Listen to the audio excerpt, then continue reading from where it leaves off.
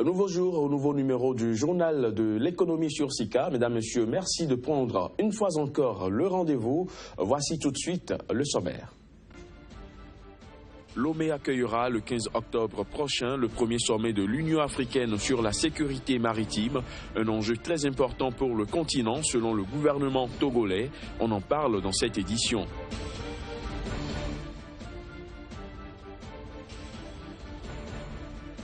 Ouagadougou abrite un colloque international sur la contribution du secteur privé pour la relance de l'économie du Burkina Faso. Près de 200 participants réfléchissent autour des enjeux et mécanismes pour la relance de l'économie du pays.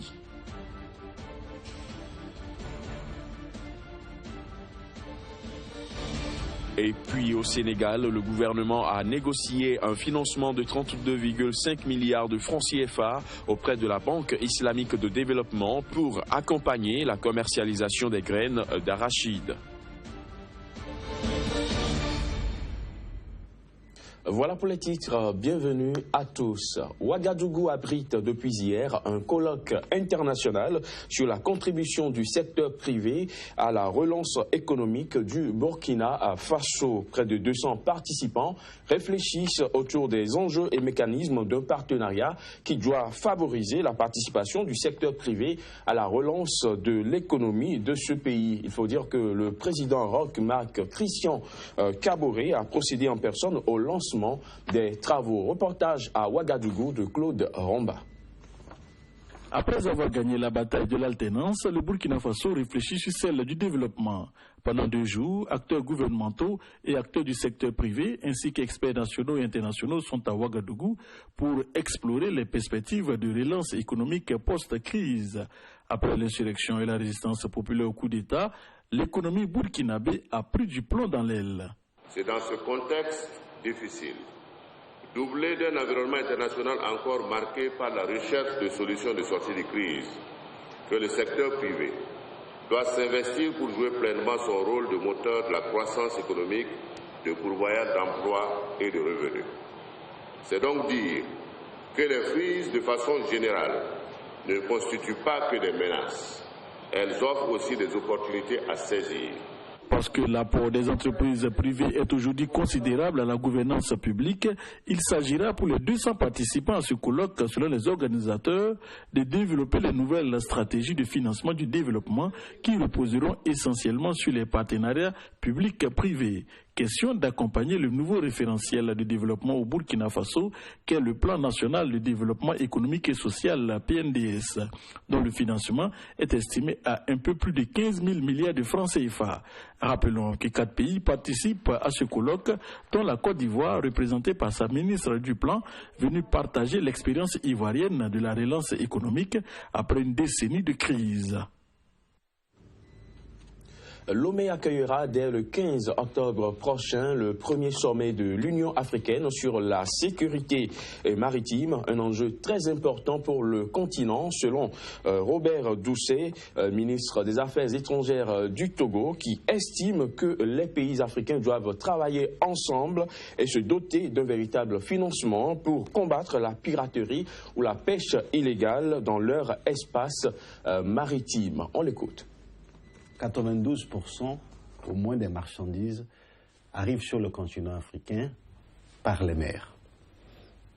C'est déjà important. Donc, et nous avions au total 33 pays africains qui ont une façade maritime, y compris les petites îles. Donc quand vous voyez l'ensemble de ces pays, nous sommes 54 pays au sein de l'Union africaine. Et si vous avez déjà plus de la moitié de ces pays qui ont une façade maritime, je crois qu'il est important de prendre en conscience des enjeux liés à la sûreté et la sécurité maritime. En prenant seulement la piraterie de 2005 à nos jours, nous avons eu plus de 205 attaques des pirates dans le golfe de Guinée, dans tout le golfe de Guinée. Nous avions également un peu la question de la pêche illégale et la pêche non déclarée, la pêche INN.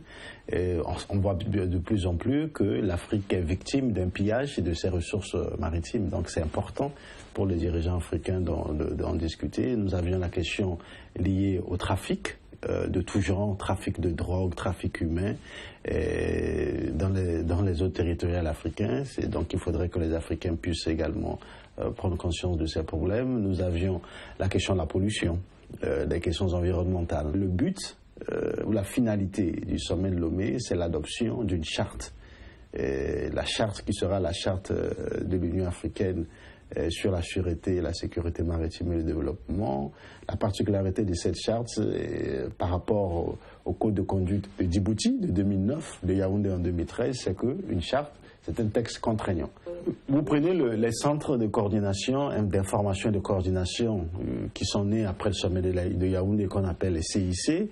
Ces centres aujourd'hui ne sont pas dotés de moyens. Ces centres ne fonctionnent pas bien parce qu'il n'y a pas de moyens financiers. Maintenant, la charte vient rendre le financement obligatoire, comme le financement de l'Union africaine, le financement des États dans différentes organisations, ce qui n'était pas le cas. Le Sénégalais a négocié un financement de 32,5 milliards de francs CFA auprès de la Banque islamique de développement en faveur de la Sonacos SA, la Société nationale de commercialisation des oléagineux du Sénégal. Il faut dire que ce prêt servira à accompagner la structure dans la commercialisation de la graine d'arachide et lui permettra aussi de régler les producteurs d'ici la fin du mois d'octobre. Reportage. 32,5 milliards de francs CFA, ainsi s'élève le montant du prêt négocié par le gouvernement sénégalais auprès de la Banque islamique de développement en faveur de la Sonaco SA, entendez Société nationale de commercialisation des oléagineux du Sénégal, société anonyme. Ce prêt servira d'une part à accompagner la structure dans la commercialisation des graines d'arachide et d'autre part à régler les producteurs d'ici la fin de ce mois. Ce financement intervient à un moment crucial pour la Sonacos SA, la société étant lourdement grevée de dettes.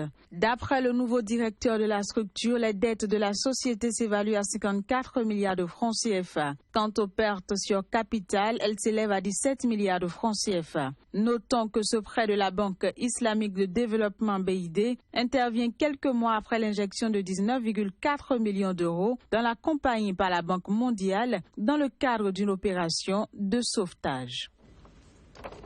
Nous sommes mardi, journée bourse dans le journal de l'économie sur SICA. Aujourd'hui, il sera question des comptes-titres à nos enfants en bourse. Pourquoi ouvrir un compte-titre à chacun de ces enfants en bourse? C'est de cela qu'il sera question avec Flavien Aïdinou que nous retrouvons juste après ceci.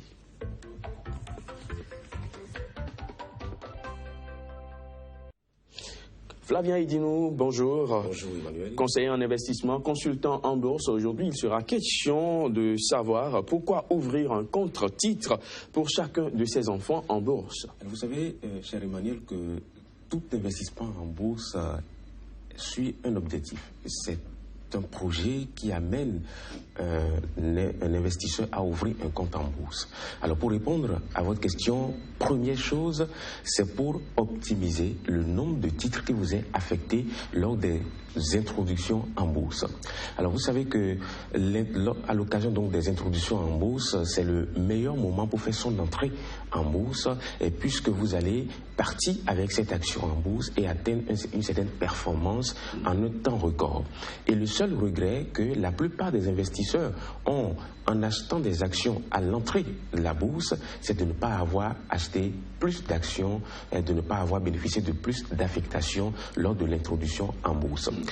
Alors, vous savez qu'en ce moment, il y a un certain nombre d'entreprises qui arrivent à la BRVM, et lorsque vous ouvrez, par exemple, un ou deux comptes de plus, en plus de votre compte personnel à vos enfants à la bourse, et on va vous affecter un minimum d'actions à l'occasion donc des introductions en bourse. Par exemple, pour l'opération de la Société ivoirienne des banques, il y a eu au moins 20 titres qui ont été affectés à chaque investisseur. Imaginez quelqu'un qui avait demandé à acheter 60 titres, il aurait eu 20 titres. Mais s'il avait ouvert 2 autres comptes à ses enfants, il aurait eu les 60 titres dont il avait besoin. Et donc ça permet en fait d'avoir un maximum d'actions à l'occasion donc des introductions en bourse.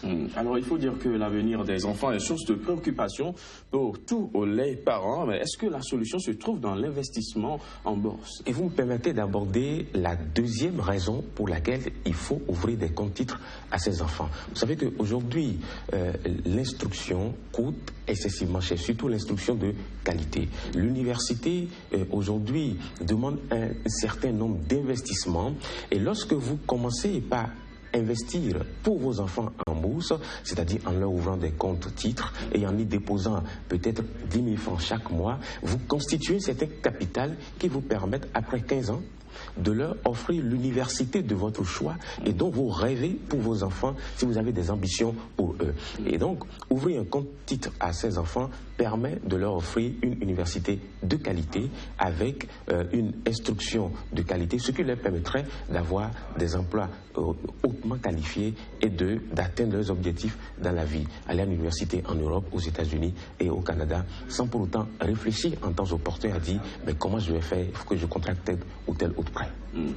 À vous entendre, on comprend bien que l'investissement en bourse, c'est pas seulement la chose des entreprises, des grosses boîtes, mais aussi la chose des particuliers, Flavien. Absolument. C'est un moyen sûr de développer son patrimoine et de pouvoir s'assurer un certain nombre de choses dont on aurait envie. Si vous avez envie, par exemple, d'aller en vacances dans un pays, vous planifiez votre investissement et vous savez que dans 5 ans, je vais m'offrir mes vacances peut-être en Australie. Et donc, vous ouvrez un compte, titre, donc en bourse, et vous y mettez à une fréquence bien déterminée un certain montant de votre salaire ou de vos revenus dont vous n'avez pas besoin sur le court et le moyen terme. Et ça vous permet après de constituer votre capital pour réaliser vos projets. N'oubliez pas que l'investissement en bourse vous permet en fait de réaliser vos rêves, d'assurer l'avenir de vos enfants et de vous assurer une retraite paisible, mais tout en ne sentant pas la disproportion entre ce que vous gagnez autrefois et ce que vous gagnez en étant à la retraite. Alors, qu'est-ce qu'on peut dire pour conclure cette discussion? Pour conclure, cher Emmanuel, on va dire tout simplement qu'avec un compte titre, vous avez également la possibilité de faire ce que nous appelons le nantissement.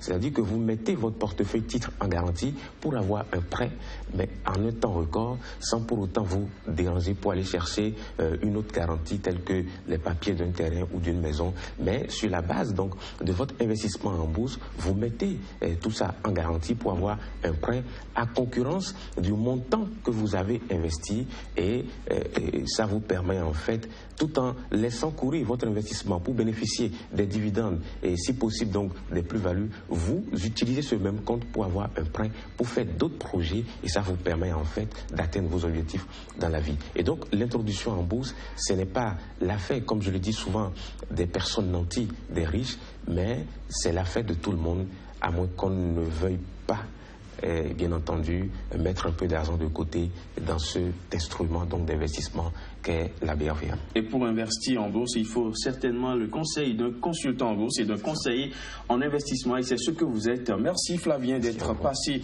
une fois encore sur ce plateau du Journal de l'économie. On vous retrouvera certainement vendredi pour le point de l'actualité au niveau de la bourse régionale des valeurs mobilières et certainement ce sera avec Inès Awansou. C'est ça.